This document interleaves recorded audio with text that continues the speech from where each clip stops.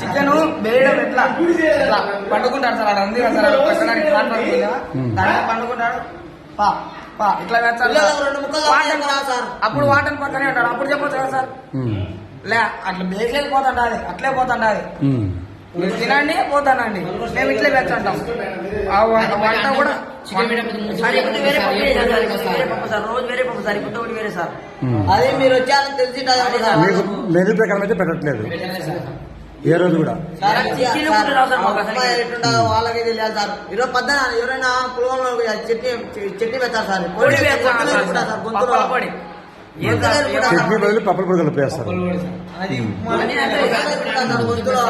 మేము చార్జ్ తీసుకున్నప్పుడు మేము శనివారం చార్జ్ తీసుకున్నాం సార్, ఎస్లేకి పోయి చూసాం సార్.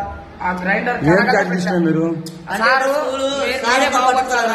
మీరే బాగుపడతారా, ఇంటర్వ్యూలో బాగుపడతారా అంటే మేము పోయినాం సార్. అదే వంట రూమ్ లో పోయి చూస్తే అది గ్రైండర్ ఉంది సార్, అన్ని వేస్తారు, కలగరు చేస్తారు. పప్పు దాంట్లోనే, అన్ని దాంట్లోనే, చట్నీ దాంట్లోనే.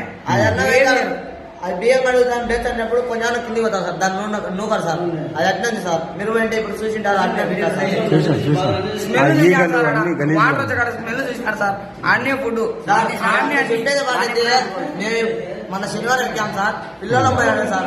2 రోజులు నైట్ ఎట్లా తిన్నారు, అండా క్లియర్ క్లీన్ అయిపోయింది సార్. అట్నే అండా క్లీన్ అయింది, దగ్గర చేయించారు చాలు, లేకపోతే పట్టించుకోరు అసలు. ఎట్లా తిని వీళ్ళంటే రూమ్లలో వేసుకొని తింటారు కరెక్ట్ సార్. 600 మంది చచ్చిపోవాలి. మళ్ళీ ఎలాంటి వచ్చారంటే చదువుకొని కావాలంటే ఎనర్జీ కావాలంటే అన్నం బాగా చేస్తారు వాళ్ళు.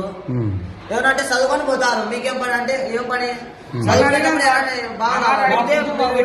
పోతారు అది ఇది అని అంటారు సార్. ఎవరు ప్రిన్సిపాలా?